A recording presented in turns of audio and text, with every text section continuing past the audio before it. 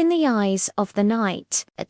In the warm red earth village of Ogudu, tucked behind hills where mango trees grew wild and goats roamed freely, lived a man named Baba Edge. His real name was Idoga, but everyone called him Baba Edge, a nickname from his school days when he always sat at the edge of trouble.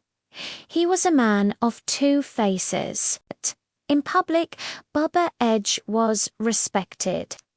He wore his agbada, well-greeted elders with two hands, always had words of wisdom for the youth, and never missed Sunday service at St. Anthony's Catholic Church. But behind closed doors, Baba Edge had a heart stained with envy and desire. His closest friend, Odogwu, lived across the narrow, dusty path, just a few houses away.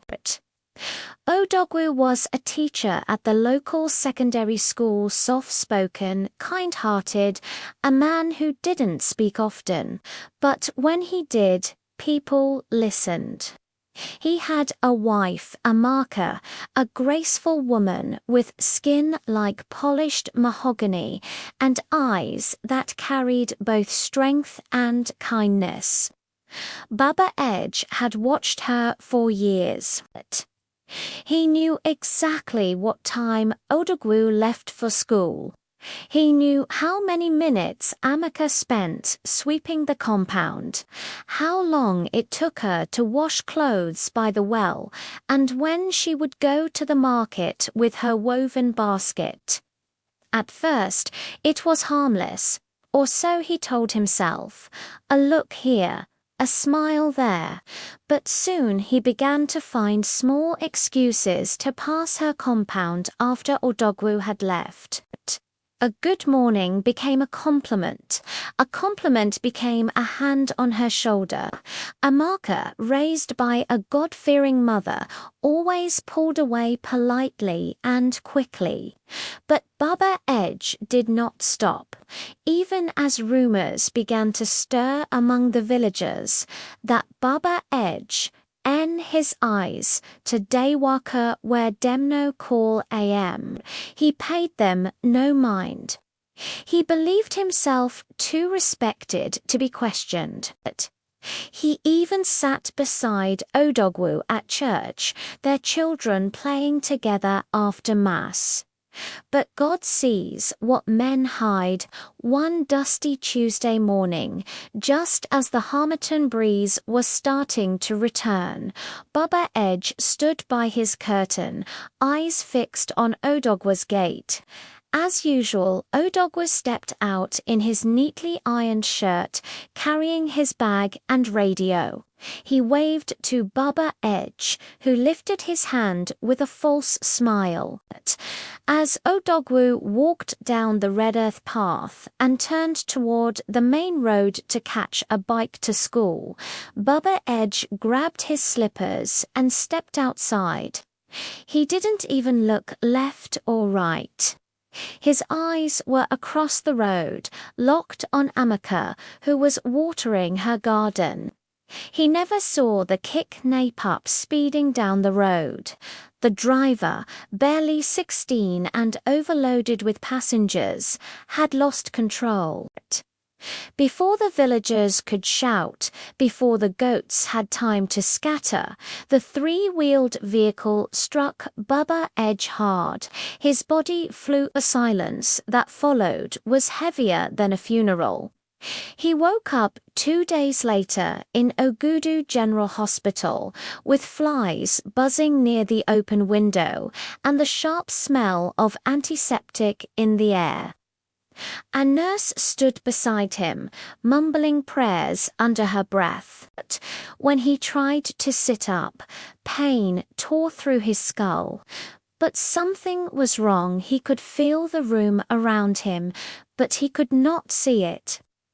The doctor came later that evening, his voice gentle like the Harmattan wind.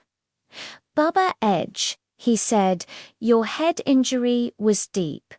The part of your brain that controls sight, it's been damaged. You are blind now." For a while, Baba Edge said nothing. Then he whispered, "I cannot see a car." The nurse looked at him strangely. The doctor said nothing. Only the sound of crickets came through the open window. He returned home after a month, blind, broken, and no longer the man he had been. The people of Ogudu, though polite, had already judged him. No one said it aloud, but everyone knew why he was crossing the road that day. Amaka had told her husband everything after the accident. Odogwu never confronted him. He simply stopped talking to him. The children in the village now whispered when Baba Edge walked by with his cane. Mothers pulled their daughters closer. The boys who used to greet him cheerfully now walked past in silence. His house, once filled with noise and visitors, became a tomb of regret. Each morning, Baba Edge would sit outside in his compound, facing the direction of Odogwu's house, not because he could see it, but because it was all he had left of his past. Tea he smell of Amaka's cooking, the laughter of their children, the soft footsteps of Odogwu as sandalzol of it reminded him of the life he destroyed by crossing a line drawn by trust. One day he called for a boy passing by. "Take this letter," he said, folding a piece of paper. "Give it to Odogwu." In the letter, written in shaky handwriting, were only a few lines. "I watched with my eyes until my heart became blind. Now my eyes are closed, but my heart sees. Forgive me, my brother." Odogwu never replied. But a few days later, a basket of food arrived at his gate, pounded yam and bitterleaf soup wrapped in cloth. Baba Edge wept. Years passed. The village changed. Children grew. Some forgot his story, others never did. But Baba Edge remained. He learned to walk with his cane, to listen to the world instead of watching it. He prayed more. He talked less. He never married, never sought a marker again.